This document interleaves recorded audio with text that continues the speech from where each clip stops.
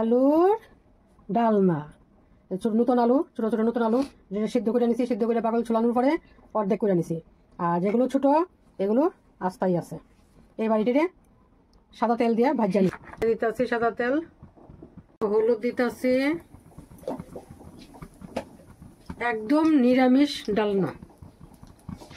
এবার আলু ভাজা নিব।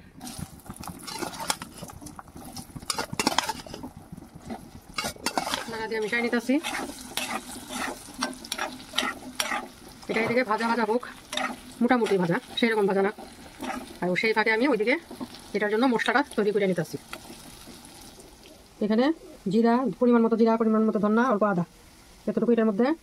এখানে নিলাম ফোড়ন দেওয়ার জন্য শুকনো লঙ্কা, গোটা এলাচি, দারচিনি, তেজপাতা, আর হলো মেথি, আর ঝাল অনুযায়ী কাঁচা লঙ্কা। এদিকে মশলা রেডি করতে করতে এটা ভাজা ভাজা হয়ে আসছে। এটা এবার নামাই নেব। এই বাটিতে নামাই নিতেছি। ভাজা তেলটার মধ্যে আর ফালাইলাম না, এই তেলটার মধ্যেই দিয়ে দিতেছি ফোড়ন, শুকনো লঙ্কা কয়েকটা অর্ধেক করে, আর কিছু আচ্ছা। এটার মধ্যে দিয়ে দিতেছি এলাচি একটু ফাট করে, মানে অর্ধেক করে দিয়ে দিতেছি দারচিনি টুকরা করে। বা এদিকে শুকনো লঙ্কাটাও ভাজা হয়ে দিয়ে করছে লাল লাল হইয়া। এই বাড়িটার মধ্যে দিয়ে দিতেছি মেথি সোমবারে, কাঁচা লঙ্কা,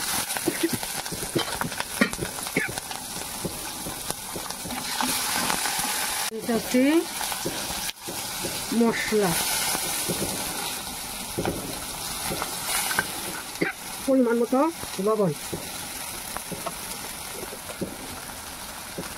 হলুদ। এবার মশলাটাকে ভালো করে তেলের সঙ্গে মিশিয়ে নিতেছি। ভালো করে কষাই নিলে তরকারিটা ভালো হয়। মশলাটা তার জন্য একটু ভালো করে কষাই নিতেছি। ভাজা লাগা আলুগুলো তেলটাও দিয়ে দিলাম। এবার এটাকে মশলার সঙ্গে ভালো করে নাড়াই চাড়াই মিশিয়ে নিতেছি।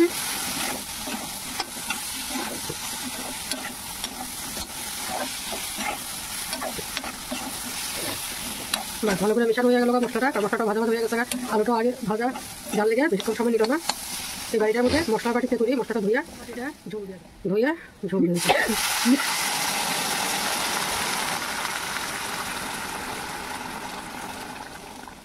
এবার পুরোটা মিশাইয়া দিতেছি ভুট্টার সঙ্গে। বা সিম্পল রান্না, কিন্তু খাইতে দুর্দান্ত। রুটির সঙ্গে, ভাতের সঙ্গে। রুটির সঙ্গে হলে ঝোলটা একটু কম রাখতে হয়, কিন্তু আমি একটু ঝোল দিয়ে করতেছি, যার জন্য মানে এটা ভাতের জন্য খাবার লেগে। জাল উঠলে পরে তারপর নামাই যেতে। এবার হয়ে গেছে। এবার নামাই নিতেছি। নামানোর আগে এটার মধ্যে একটু ঘি দিয়ে দিতেছি 1 টেবিল চামচ ঘি। বাস, গরম গরম আলুর ডালনা।